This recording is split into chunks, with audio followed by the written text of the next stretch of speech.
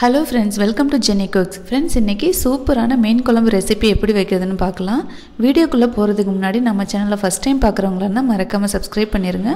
பக்கத்துல இருக்கிற பெல் பட்டனை மறக்காம கிளிக் பண்ணுங்க. அப்பதான் நான் போடுற ஒவ்வொரு வீடியோவும் உங்களுக்கு உடனே வந்து சேரும். இந்த ரெசிபி உங்களுக்கு பிடிச்சிருந்தா மறக்காம ஒரு லைக்கும் கொடுத்துருங்க. இப்போ வாங்க வீடியோக்குள்ள போலாம்.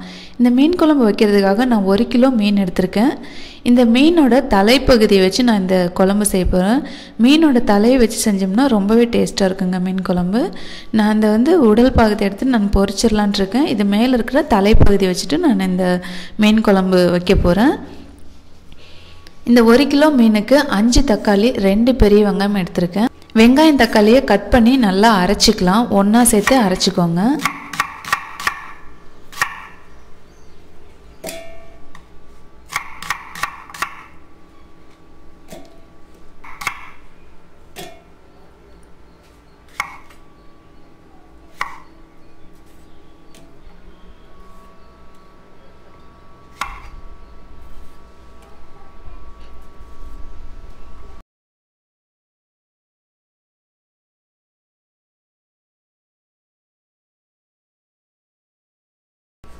இப்போ எல்லாமே கட் பண்ணியாச்சு. இப்போ நம்ம அரைச்சிரலாம். இப்போ பாருங்க, நம்ம வெங்காயம் தக்காளி நல்லா பேஸ்டா அரைச்சாச்சு. இப்போ ஒரு பாத்திரம் அடுப்புல வச்சுக்கோங்க. அதுல 100 ml ஆயில் சேர்த்துக்கோங்க. நான் நல்லெண்ணெய் சேர்க்கிறேன். உங்களுக்கு என்ன ஆயில் வேணுமோ அதை எடுத்துக்கோங்க. நான் 1/2 டீஸ்பூன் அளவுக்கு வெந்தயம் சேர்த்துக்கோங்க. அது பொரிஞ்சதும் 1/2 டீஸ்பூன் அளவுக்கு கடுகு உளுத்தம் பருப்பு போட்டு ஒரு கொத்து கருவேப்பிலை சேர்த்துக்கோங்க. அதுவும் பொரிஞ்சதுக்கு அப்புறமா ஒரு கைப்பிடி அளவுக்கு பூண்டு சேர்த்துக்கோங்க. பூண்டு நல்லா வதக்கிக்கோங்க. ஒரு 3/4 பாகம் நல்லா வதக்கிக்கோங்க எண்ணெயிலேயே. மீன் குழம்புனாலே பூண்டு வெந்தயம் இதெல்லாம் கண்டிப்பாக சேர்க்கணும். அப்போ தான் ரொம்ப நல்லாயிருக்கும். இப்போ நம்ம அரைச்சி வச்சுருக்கிற வெங்காயம் தக்காளி பேஸ்ட் இது கூட சேர்த்துட்டு நல்லா வதக்கி விடுங்க. எண்ணெய் பிரிஞ்சு வர வரைக்கும் நல்லா வதக்கி விடணும். இந்த மாதிரி நீங்கள் வதக்கும்போது தான் குழம்போட டேஸ்ட் ரொம்ப சூப்பராக இருக்கும்.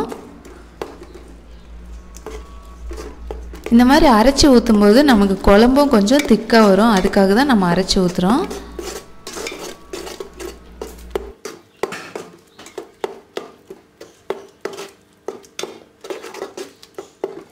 இப்போ பார்த்தீங்கன்னா வெங்காயம் தக்காளி நல்லா வதங்கிருச்சு. பாருங்க, எண்ணெய்லாம் பிரிஞ்சு நம்ம எவ்வளோ ஊற்றணும் அந்த பாதி அளவு குறைஞ்சி நல்லா வத்தி வந்துருச்சு. இந்த ஸ்டேஜில் நம்ம குழம்பு மிளகாத்தூள் ஒரு 3 டேபிள் ஸ்பூன் அளவுக்கு நான் சேர்த்துக்கிறேன். மிளகாத்தூள் 3/4 டேபிள் ஸ்பூன், மல்லித்தூள் 1 டேபிள் ஸ்பூன் அளவுக்கு சேர்த்துட்டு நல்லா பச்சை வாசனை போகிற அளவுக்கு வதக்கிக்கோங்க. குழம்பு மிளகாத்தூள் வேணும்னா நான் டிஸ்கிரிப்ஷனில் லிங்க் கொடுக்குறேன். அதை பார்த்து நீங்கள் வீட்டில் அரைச்சிக்கோங்க. எல்லா குழம்புக்கும் அதை போடலாம், ரொம்ப சூப்பராக இருக்கும். தூள் போட்டதுக்கப்புறம் எண்ணெய் பிரிஞ்சு வந்துருச்சு. இப்போ தண்ணி இது கூட சேர்த்துக்கலாம். தண்ணி சேர்த்துட்டு ஒரு 2 நிமிஷம் நல்லா கொதிக்கி விடுங்க.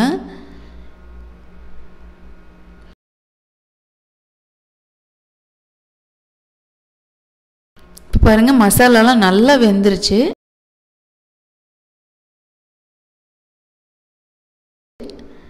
வெந்ததுக்கு அப்புறமா இது கூட நம்ம தேவையான அளவு புளி சேர்த்துக்கலாம். உங்களுக்கு எந்த அளவு புளி வேணுமோ அந்த அளவுக்கு நீங்கள் புளி சேர்த்துக்கோங்க. மீன் குழம்புக்கு கொஞ்சம் அதிகமாக இருந்தால் தான் நல்லாயிருக்கும்.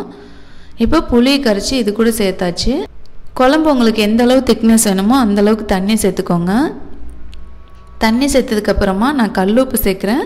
கல்லுப்பை சேருங்க, உடம்புக்கு ரொம்ப நல்லது. கல்லுப்பு சேர்த்துட்டு இப்போ இந்த குழம்பை ஒரு 5 நிமிஷம் நல்லா கொதிக்க விடலாம்.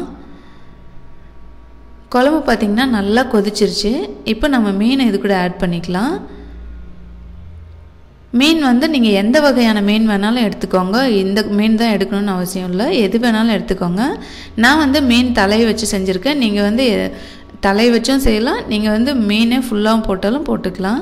இப்போ மீன் சேர்த்ததுக்கப்புறமா 5 நிமிஷம் லைட்டாக கிளறி விட்டு அப்படியே வேக வச்சுட்டு ஆஃப் பண்ணிடுங்க. அதிக நேரம் கிளறினீங்கன்னா மீன் உடஞ்சிரும். இப்போ நமக்கு சூப்பரான மீன் குழம்பு ரெடி ஆயிடுச்சு. கண்டிப்பாக இதே மாதிரியே மீன் குழம்பு ட்ரை பண்ணி பார்த்துட்டு எப்படி இருக்குன்னு கீழே கமெண்ட் பண்ணுங்கள். இந்த வீடியோ உங்களுக்கு பிடிச்சிருந்தா மறக்காமல் உங்கள் ஃப்ரெண்ட்ஸ் அண்ட் ரிலேட்டிவ் கூட ஷேர் பண்ணுங்கள். தேங்க்யூ, பாய்.